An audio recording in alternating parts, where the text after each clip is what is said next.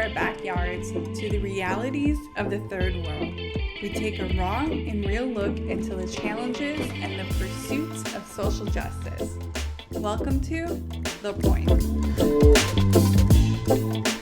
When we consider the areas of social justice, we have immigration, gender inequality, poverty, hunger, and disability. What about invisible disabilities? Maybe someone is not in a wheelchair, but they're struggling mentally. Maybe they're not missing a limb, but they've been diagnosed with autism. It may be hard for us to practice empathy and understanding in these situations because, well, we can't see it. And that's what we're here to talk about today. 21 Senses co-founder Jennifer Piccini and Chief Operating Officer Danielle Heaton join us today to share their very personal and professional story involving invisible disabilities, specifically sensory sensitivity. We're going to talk about who it impacts, where it comes from, and what we can do with this knowledge, whether you're a parent who is struggling or an advocate for inclusion. To be honest, this is a topic I really didn't know much about, but I left this conversation feeling empowered with real relevant knowledge to help me make a difference. Please join me in welcoming Jennifer and Danielle. Welcome. I'm so glad you guys took the time. Jen, why don't we start with you? I would love to hear a bit of your background and how you got started with this organization to begin with. Yeah, so I was in the corporate space for a long, long time and married, had my kids, and ended up discovering that I didn't have your typical kids. I mean, my kids look very typical. They fit in that invisible disability category where they look totally normal and many interactions are totally normal and typical, but they have other issues. There's a lot of ADHD and different types of ADHD in the kids. There's autism in one. There's a lot of anxiety in both. And so here I have these two very different kids with very different diagnoses, but I was having similar problems with both of them when it came to integrating them into school or a YMCA program or just an after school program or swim lessons or whatever. And after a lot of thought and just reflection, I ended up figuring out that really what brings them together in their struggles to integrate is their sensory sensitivities. And the reason they have sensory sensitivity, different aspects of their disabilities, but both of them have sensory sensitivities, and everyone does, frankly, every person sensitivities. There's a point at which you kind of hit your limit from a sensory perspective. They just hit theirs a lot faster. But it was a limiting factor of getting them to places. And I started to think about how hard it was to be easier. And why can't you find this information easier?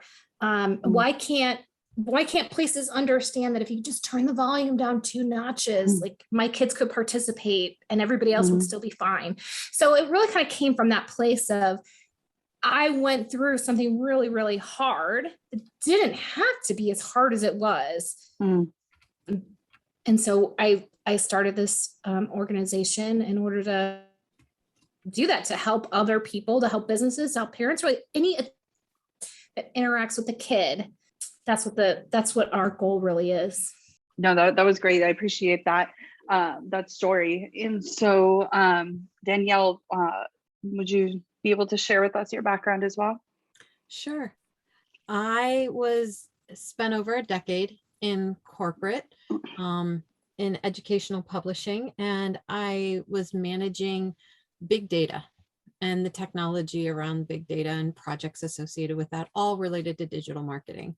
So I very much had a profession that intrigued me and that I was good at, but I struggled to stay connected to the community. In corporate, it's very easy to churn day in, day out. And my personality type is one to always want to give back. And it felt like those two parts of my life were very different. And while all of this was also happening, I too was starting a family and was raising young children. And as time went, as often with your colleagues, you start to divulge information from your personal life and kind of blur that professional personal life. I started to share some of my struggles, and had learned as time was evolving that a lot of the struggles I was going through, Jen had also gone through. And then Jen had come up with this idea, and she had approached me and said that she had this idea, and it intrigued me very much. Like I really wanted to jump at it, but it took me a little while to have the courage to leave some of the stability that you have when you work in the corporate world.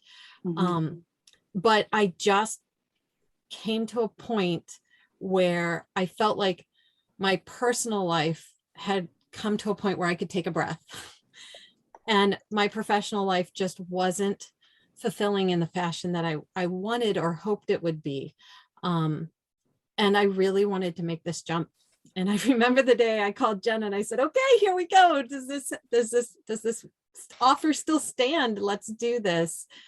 To the point where, like, before I gave my notice, I called her back that morning and said, okay, we talked last week. Does this offer really still stand? She was the first person who came on board. And what I said to her was, yes, but just so you know, I don't know how to hire an employee. And my response was, that's okay. I'll figure it out once I'm here. Yeah. I love so it. I was really the first person in, and it wasn't a job for me. It still isn't a job for me. It is, it's a way to use the skills that I've developed and that I'm good at professionally, but to help personally others understand, and the honesty and the openness that this is a hard journey. And how can you learn from others so that your journey might be a little easier? And it's a constant, it's a constant dialogue that you're not alone. I think sometimes just knowing you're not alone makes a huge difference. And I think that's something our society as a whole has moved away from, like that mentality of it takes a village. We've moved our villages away from like the personal connections, which has its benefits, but it also has its negative points. And I think sometimes understanding the struggles and being able to relate and know you're not alone means a lot. And that's one of those reasons why I made the jump and came to 21 Senses, because I believe in what we're doing. I've experienced the struggles and want to try to help others. So it is a little bit of an easier path. That's so well said. I love that. I always, I'm a very visual person. So I, after living almost a decade in Haiti, we have like, security walls everywhere with razor wire on top, every single house. But you see your neighbors every single day, and you interact every single day, and you're whatever. And you come to America and there's no walls, there's no fences, and yet you don't even see people. It's kind of this juxtapose of like visually you would feel more separated in Haiti, but in fact you feel more relational. So I love it when we're able to connect with each other on a level that surpasses kind of that socially acceptable small talk, and say like, hey, I'm struggling. Oh my gosh, me too. Like, thank you for saying something.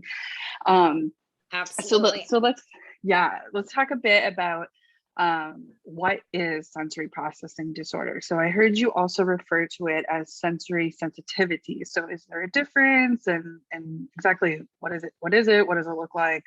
All those type of things. Yeah, so not everybody receives a diagnosis of sensory processing disorder. Those are the folks that, really kind of take it to a whole nother level where it becomes problematic in their lives. So all of us have anxiety as an example, but you don't get a diagnosis of anxiety unless it starts to affect your life. Okay. Similar with sensory processing. We all have sensory processing issues. We all have sensory processing sensitivity. Some of us are more sensitive to sound or light, or the mood you're in affects how sensitive you are to different sensory inputs. But you end up with the disorder diagnosis when one of two ways. One is it's a subset of other diagnoses. So Okay. it is one of the checklist items for kids with autism. If you have sensory processing issues, it's one of the ways that they start to define whether or not you're autistic. So Okay. most autistic kids have sensory processing disorder, but not everybody with sensory processing disorder is autistic at all. Mhm. And then the other way is you can have it on your own, certainly. And so it can be its standalone. And it's real, again, it's really about, it's to a level in which it impedes your ability to do things in a functional way. And that has to do with like the five senses: sight, sound, smell, taste, touch, or is there something I'm missing within that as well? There are five senses that everyone learns like around kindergarten, like you just said, but there are actually more, like Jen said, and there's Okay. 3 additional that they recognize as part of SPD and that the occupational therapy profession really acknowledges. And those additional 3 are vestibular, which is your sense of balance, Okay. proprioception, which is your sense and your awareness of your external limbs. Like the example I often say is you can close your eyes and touch your finger to your nose when your eyes are closed. That's proprioception. And then there's the 8th one, which is a newer discovery. Yeah. And that's interoception. And it's really the internal workings of your body and being able to sense in there. So the classic we often say is the ability to have to use the bathroom. Okay. The ability to know you're full or you're hungry. Those all fall under interoception. And the reality is there actually a lot more, scientists are constantly looking at what are the different sensory systems and what are the different senses inside it. I've seen lists as long as 51 senses, 33 senses, 15 senses. When we named the company, we found a particular list that was 21 senses, which is That's how my next we question. got our name. Yeah. But as Danielle said, there are the 8 that we really focus on when we do our trainings, because that's what OTs focus on as they do therapy. It's an OT, and an OT is an occupational therapist. And OTs are the ones who focus on helping anyone, but let's just talk about kids, work on their sensory integration to have better sensory integration, have better tolerance for sensory triggers, etc. That's usually an occupational therapist. Okay.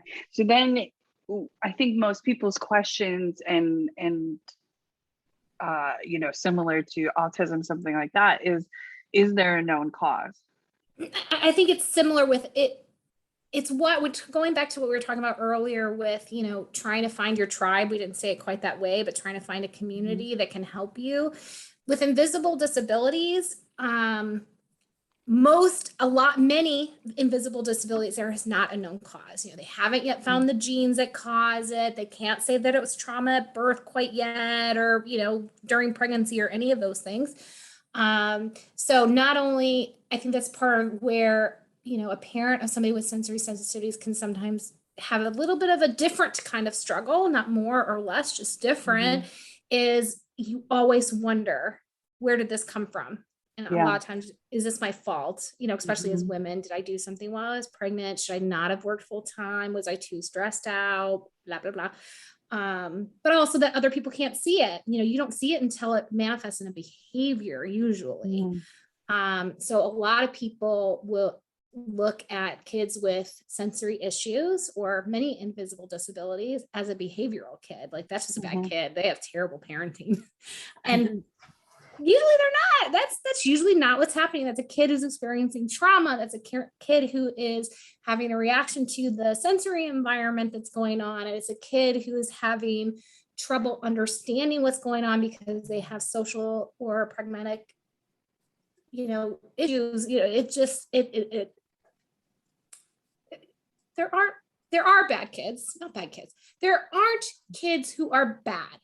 There are some kids who have bad behaviors because they weren't taught correctly, but many, many, many kids that you see who are having behavioral issues, stop assuming it's from bad parenting or it's a bad kid. Start assuming that kid is struggling with something. Mhm. And as a kid, the only way they know how to express that they're struggling is through their behavior.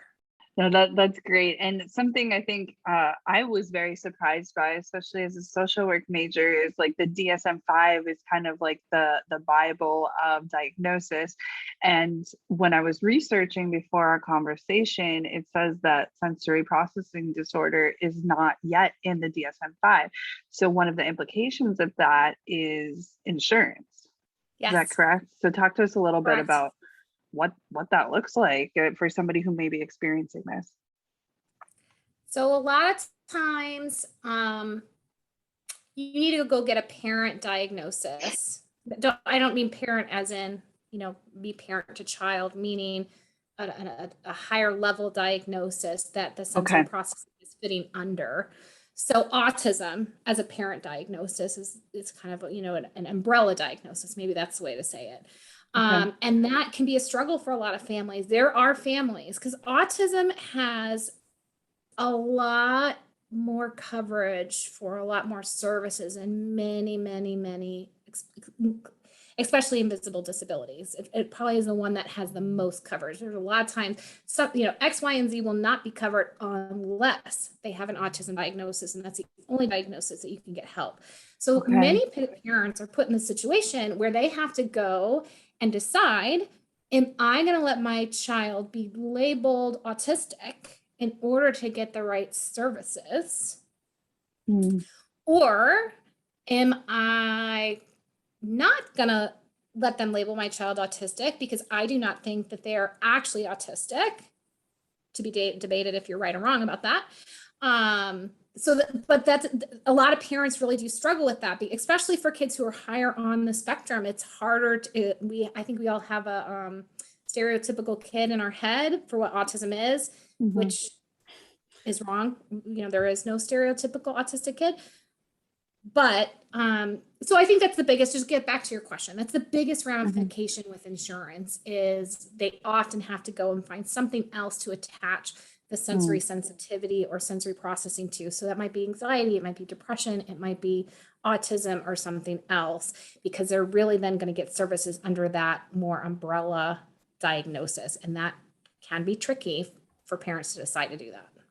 And I think there's something that you just led into there, Jen, that's really important in calling out. I know that we've talked here about autism and you threw some of the others, but when you actually start to look at diagnoses, there are over 30 plus different diagnoses that contain sensory processing issues as ancillaries issues that you can experience with those diagnoses. So autism and ADHD are probably the two that are most commonly known when you're talking about children, but there are so many more other diagnoses that can have sensory processing issues associated with them. Some of those Jen has mentioned, like anxiety, trauma. One that people do tend to know better is PTSD, or post-traumatic stress disorder, can often have sensory processing issues, but it can be like as more commonplace as like depression and concussions, migraines, pregnancy. Then it can also start to go to more unknown diagnoses, such as like Fragile X syndrome, Down syndrome, and many more. So it's one of those, this is an issue that's actually more prominent than people may realize. And it's easy to talk to it in context of autism or ADHD, but because this is such an ancillary across so many diagnoses, one of the decisions that was made as 21 Senses was originating was the desire to try to keep the organization diagnosis agnostic, where there are some organizations that come in and they're very centered around support for a specific diagnosis. We've tried to say diagnosis agnostic, so we are able to help raise awareness around sensory issues, because it does affect so many different diagnoses. When you look at this past year, COVID, frankly, our stance is everybody's having sensory issues this year because we're all experiencing some level of trauma. And I bet you when you lived in Haiti, you had a much higher percentage of people who had sensory issues, especially after the earthquake and all of those other things. That's some pretty big trauma, and those are sensory related traumas. And so those are going to be triggers. Yeah. I mean, even for myself, we call it, or, my therapist would talk about it as being hyper vigilant. Like there would be things where you would find yourself so easily irritated with the loud noise of the car driving by or whatever it is. Yeah. That's absolutely. Exactly what it is. Some of the examples that I give that I find people are really relatable to is most people know through awareness campaigns that when you have a migraine, you can become very sensitive to light. The sun didn't become brighter shining in that window, but your brain is misreading the information while you have a migraine so that your body's reacting with a higher sensitivity to that light. Like that's a fairly relatable one. But like you said, the other that I know I've heard from people in conversations is that hypervigilance or that inability to what we often refer to as reset your baseline or become regulated or calm is what regulated means. But many times since people have stopped the commutes from their office to their home, that different, like while commutes have connotations with them, they also allow your body to reset in a lot of ways. And so one of the things I know, I've heard others say is when you go from like your bedroom out to the living room and you have 30 seconds to transition between the two, you don't allow your body that opportunity to reset or get back to that calm so that you are able to be better, even keeled. And so, but that's an effect of COVID where people don't have those transition times between activities to allow their body to reset better. The results are they are often being at a hypervigilance, a good word for it. What all of that is talking about, what sensory sensitivity or sensory processing disorder really is, which is the same when you're talking about the hypervigilance. That is that what you're saying there is you are more sensitive to certain things, sounds, lights, whatever. That's a sensory sensitivity. So if you talk about it from a hypervigilance point of view, or you talk about it from a sensory processing or sensory sensitivity point of view, both things, what really is happening is the engagement and not being able to turn off your fight or flight mechanism. So when you have a sensory sensitivity, depending on how bad it is, it's your brain is misreading that sense that's coming at you as dangerous. And if you're to the disorder state, they're definitely always seeing it as dangerous. And they it's not, oh, it's bright and it bothers me. It's this is so bright. I'm gonna exaggerate, but I'm on purpose. This is gonna burn out my eyes. This is burning my eyes. Or the sound is so loud, it is hurting my ears.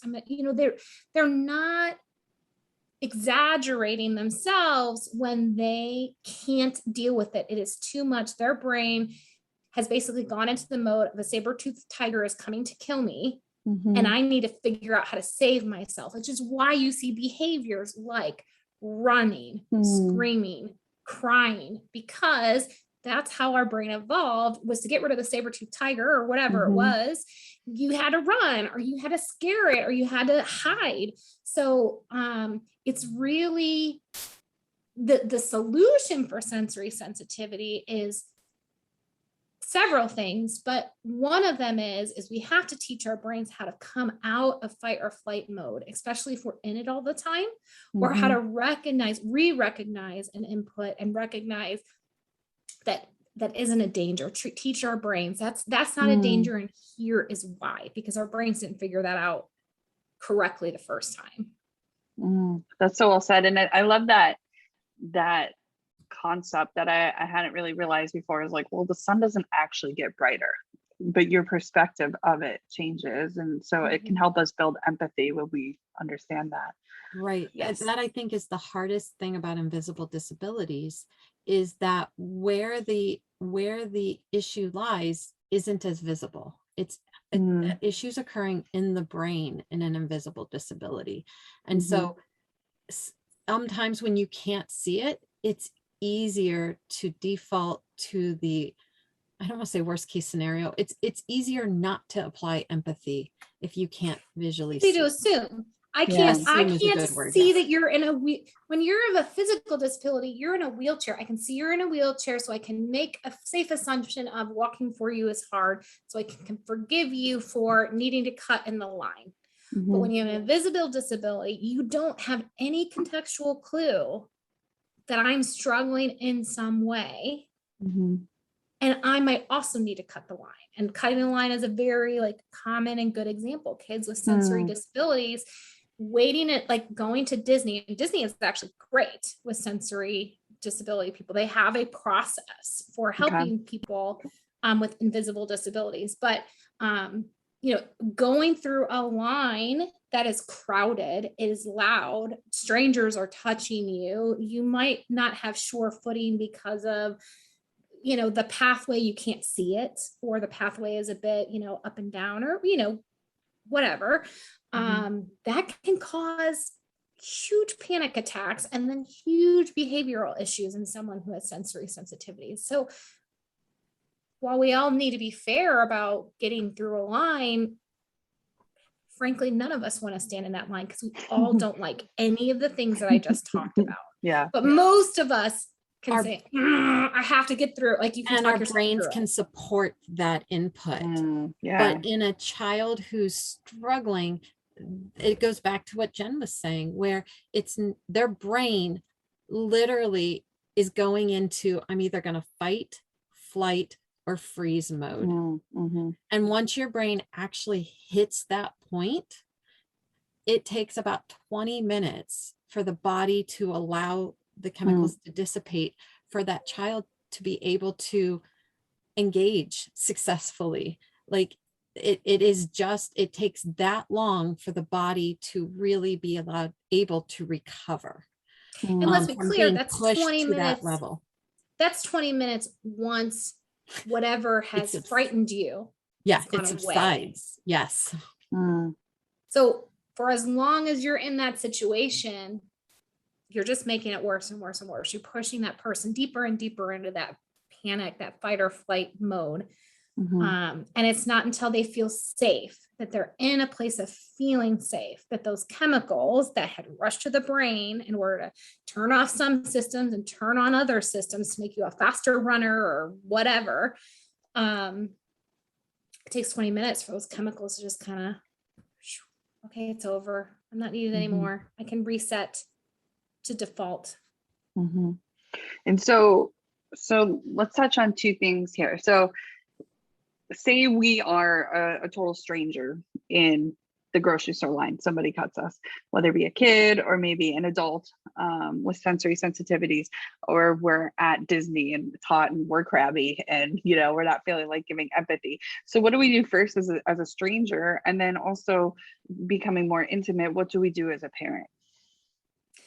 So as a stranger, my best advice to strangers is stop assuming that there's a behavioral issue. Just stop assuming that, and assume there's something else going on, whether it's a bad day because someone died in the family, or there's an ongoing invisible disability you don't know about. Just stop assuming that it is Yeah. purposeful, that it is from malice, it is from not being a caring or kind person, that there's something that's causing you to be in that bad place. And if you can realize that there's a cause for someone being in a bad place, even if you don't know what it is, you can maybe just let it go a little bit. Mhm. As a parent, you really need to learn about sensory sensitivities. You need to learn about all the senses. You need to learn how to recognize what the triggers are for your kid, what the reactions are for your kid, what the accommodations or helps are for your kid, because as parents, we need to stop treating it also as a behavioral problem. So you can't sit still for dinner, go to your room. You can't sit still for dinner because your body is fidgeting because it has too much energy, but blah, blah, blah, blah. Let me give you a fidget so you can try to sit through dinner. Like, there's a different way to help. If you think it's because they're being bad on purpose, that's what punishment is. Punishment is you're being bad on purpose. Go to your room and think about how not to be bad on purpose. If it's coming from a sensory place, that's not appropriate at all. It's, oh, what's triggering you? And how can we help with that trigger, or how can we intervene with that? Danielle, did you have something to add to that?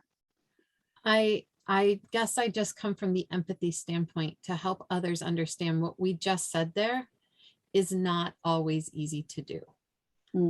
And I see Jen's eyes go really big when I say that, in agreement. Like, we are both fairly knowledgeable on this. And I still have friends look at me when I'm struggling and will say, well, why are they doing that? And my response was, if I knew that, I would have already been accommodating and supporting it. It would have happened because I would have fixed it before it happens. Yeah. And so acknowledging that identifying this is not something that you can do overnight. It's not something that can be done. It is difficult. And it is ongoing. It's also dependent on your own state that you're in. The more calm you are, the more you can help your kid. The more dysregulated you are, the less you can intervene and help your kid appropriately. So sometimes the thing that we say to parents is, figure out how to become regulated yourself first. And then you'll be able to put into place, all the kinds of things that we talk about as far as the right interventions, et cetera. Because if you've had a bad day and you're upset, you don't care if you know why it's happening. You're just mad that it's still happening. It's annoying. It gets on your nerves when some of this stuff is happening. You have been alive in my world for 11 years and you cannot sit at a table. Why? You have a little bit of like, I'm over this. It's hard to kind of fully ever accept it completely. You said annoying. The thought that came to my mind is it's overwhelming. Yeah, way overwhelming. And so I guess to circle back to what you asked, which was, if you're a parent, everything Jen said, but know that this is going to take time. This is an evolution. And just like you learn when you become a parent, as soon as you figure something out with a child, they change. And that will happen here too. As a child ages,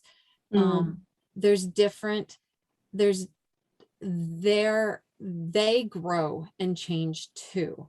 But once you learn the basics of the 8 senses, how they can display and how struggles with them or issues with them can display, it then helps you to kind of come in with like that magnifying glass, or looking at what we often call with a sensory lens, so that you can better identify. And as it changes, there's times, back to school season is very much upon us right now, where kids are going back to school. That's a big transition. And it's easy for kids to digress or regress in their schedules and in their sensory triggers. And so although my 11-year-old is not a 6-year-old anymore, some of the things that I've learned to do when he was 6, I still do as he comes back to school transitions when he's 11, because it is still relevant. And sometimes we like to think, he's 11 now, why do I still need to do this? And the fact I know he knows this. Yes. Why can't you do this today? Because normally you can do this. Right. It all depends on how your brain is reading that information and how calm you were when that information hit your brain. Because sensory processing is all about your 8 senses are taking input in and passing it to the brain, and the brain's making a picture. But if the information going in is good, you're getting a good output that you would expect. But if the information going in is bad, or if the brain is reading the information as bad, the picture that Correct. comes out is going to be skewed. And so it's like the degree of that skew can depend on other variables. And that's where we talk about that calm state or that regulation state. So talk to us specifically about 21 Senses and what you do, how people can get involved in that resource. Yep. So there are lots and lots of ways. So our website is 21senses, all spelled out, .org. You can find us on any of the social media platforms. But we do everything from offering coaching sessions with parents where we can talk about what's happening, what is a particular behavior you're seeing, trying to figure out what then with the parents, what the trigger is, and then what the resolution might be, some ways to kind of help make it better, maybe never fix it, but help make it better. We also work with businesses on how to evaluate where they might have triggers in their business and how they might reduce those triggers and or create a situation at special times or in special places for kids with, I'm just going to call it disabilities at this, in that situation, like to be more, for businesses to be more inclusive and more accommodating. We do trainings like this weekend, we're going to a street festival and we're going to host a calm room, a place where kids can go and escape the crazy so they can re-regulate and then go back out and have fun instead of having to go home because they got so overstimulated and they just couldn't do it anymore. Our website also has a ton of information. We do WebExes and we do Facebook Lives. We have a database of businesses that do have accommodations. So if you're looking for like a sensory hour, you can look up or even suggest, we're building that database. Businesses that do, so maybe you're trying to figure out, do I go to place A or place B? Maybe we do, maybe we don't have the information on which place has less triggers or which place might have a sensory hour for you to go to. Okay, awesome. The whole purpose of 21 Senses is really to help advance and raise awareness about invisible disabilities. We're wanting to advance inclusion for children with invisible disabilities. One of the things that Jen, as the co-founder, had identified is, as a parent, you want typical childhood experiences for your child. A classic example is riding a bicycle. Riding a bicycle is something that you think that like every child will have an opportunity to do, irregardless a lot of if a bicycle is available, that most kids should be able to ride a bicycle. But when you actually get into riding a bicycle, there is a plethora of sensory input that comes in there. So if your brain has a hard time registering certain sensory input, that process can become very, very, very difficult. Whether it be you need to have balance, you need to have like your visual, you need to be seeing where you're going, you need to have, it's got a lot of tactile or like wind in your face, wearing a helmet. Sometimes you have to like, parents may have them put on arm pads and knee pads when they're first learning. That is all can be very overwhelming. If you have a child that those sensory inputs can be overwhelming. So our whole goal is to help raise awareness to why your child may be struggling and help provide tips and tricks and advice and coaching so that your child can engage in those typical childhood experiences, whether it be riding their bike in their yard or going to the children's museum or the fall festival or anywhere in their community. As we said, like Disney, some of the major attractions already acknowledge this, but our goal is really to bring this inclusion more to a community level, not just the one vacation a lifetime level, so that your child can engage more successfully. Because studies have shown as a family, if your family, if if you have a sensory sensitive child and they're becoming overwhelmed, you tend to stop engaging in the community because those outings just become too overwhelming and they're not successful for a plethora of reasons.